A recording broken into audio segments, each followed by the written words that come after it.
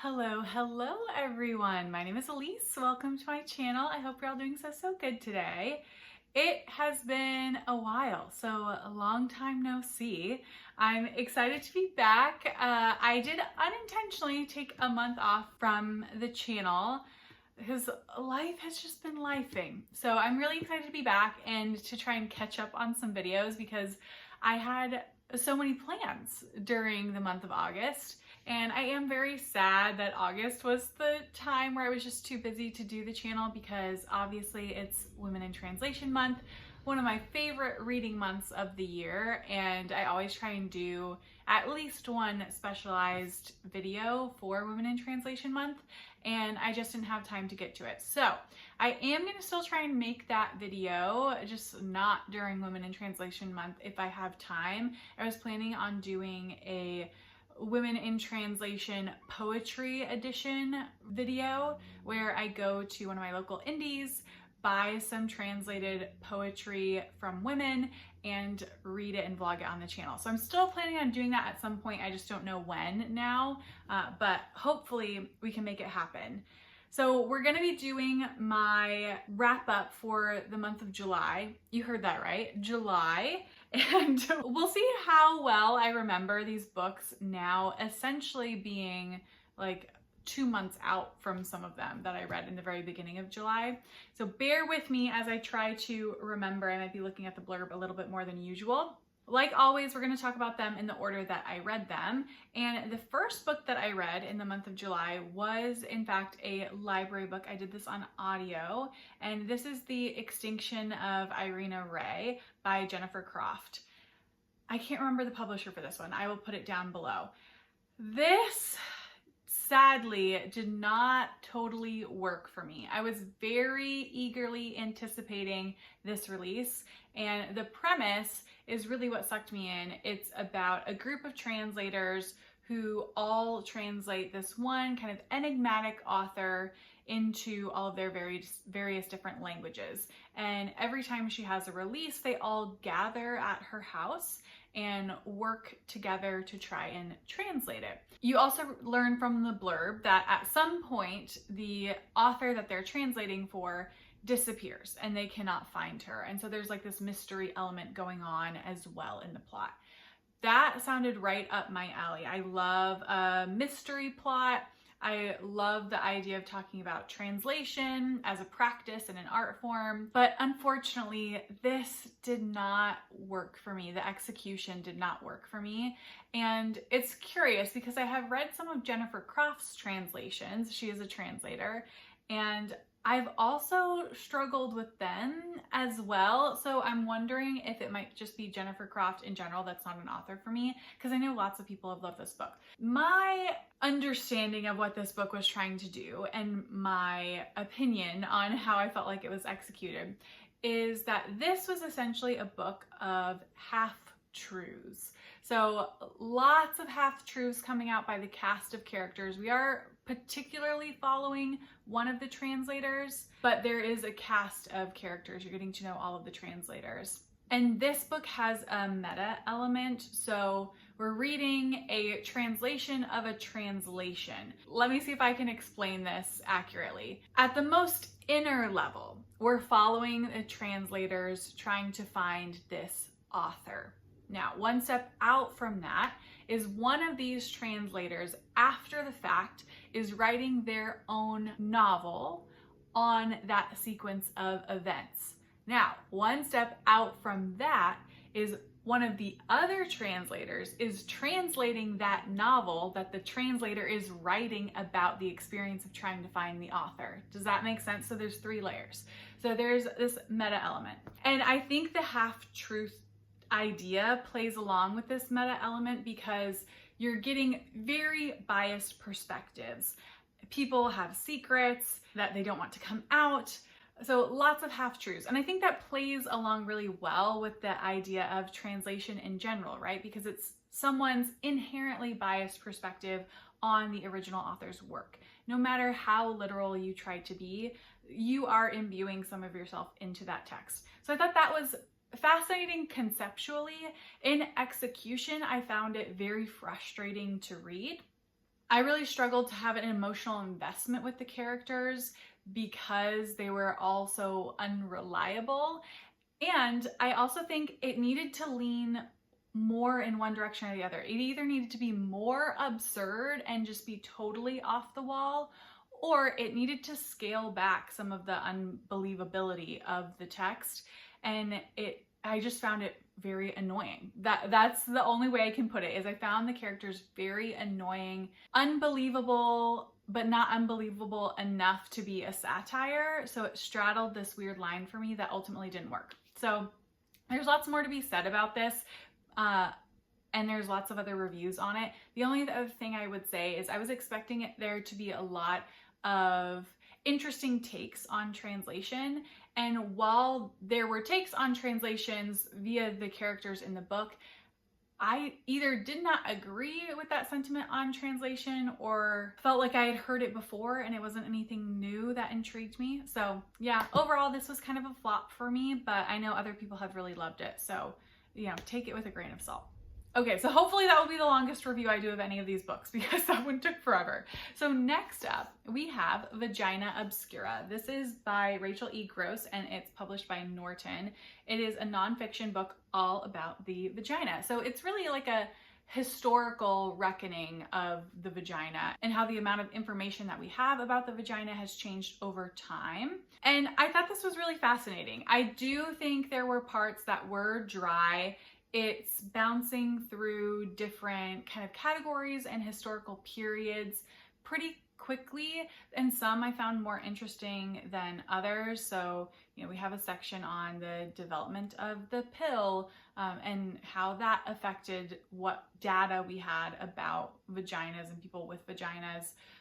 There's a section about in vitro fertilization and what that did for the field and all these types of stuff, with of course the theme that we historically have had very little data and research done about the vagina, and that has led to a lot of mistreatment or just total lack of treatment for anyone who has a vagina. And you know, that's the sort of the theme I thought I would get going into it, and that is what I pulled out from it in the end. But with that being said, I would say I would definitely recommend this, and I think it's a good overarching introduction if you're looking for some more historical context for research and medicine, specifically through this lens. So that is Vagina Obscura.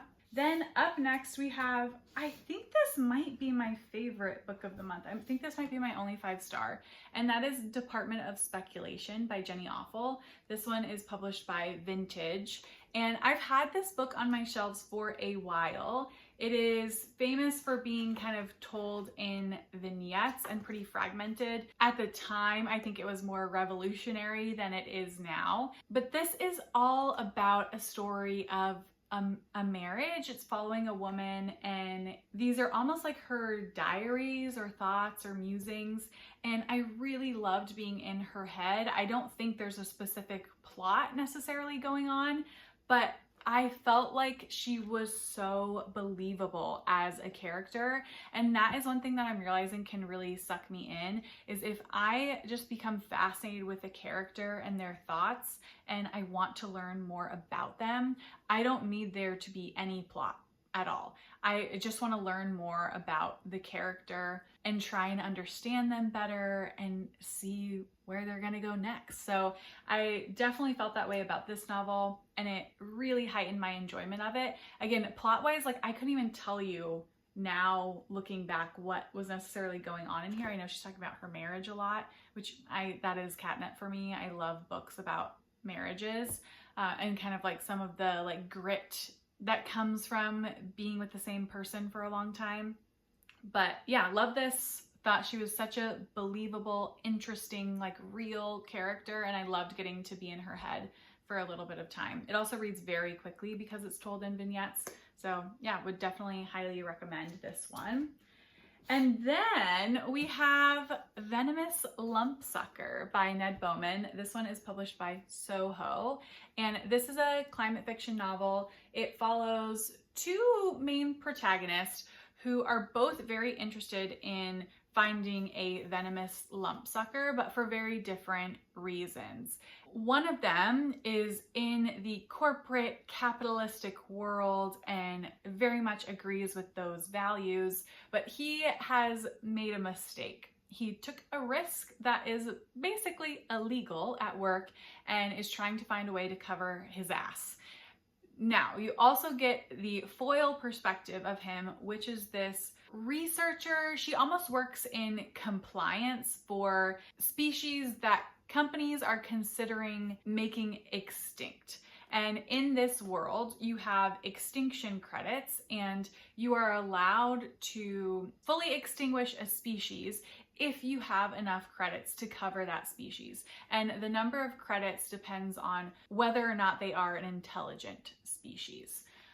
So the venomous lumpsucker, for the researcher, she starts to think that they're an intelligent species and is going to submit a report that supports that. And the corporate guy would basically be fucked if that came out, because he doesn't have the extinction credits to cover it. And whoops, he might have already made them extinct. So we follow them on a journey to try and see if there are any other venomous lumpsuckers out there. And I think the plot itself is pretty wild and fascinating. There's a lot going on, so it was interesting to get to go to all of these different dystopian type settings and see what they found there, and for you to slowly get more unraveled about this like future dystopian world. I also liked that the characters were foils of each other, so you got very distinct perspectives, and trying to grapple with this understanding of like, can you be allies with someone who has technically the same goal but for very different reasons? How do you reconcile with that? I thought that conversation was very interesting. And overall, I really enjoyed this. It wasn't like a favorite book of all time, but I did really enjoy it. I thought it was extremely well crafted and has a lot of interesting things to say about climate change that were challenging to think through, which I imagine is part of what this author was trying to do. So yeah, really enjoyed this, would definitely recommend. There are a couple trigger warnings in this book that I would suggest you look into before picking it up, particularly about suicidal ideation. So yeah, know that going in, but I did really enjoy this and would recommend it as well.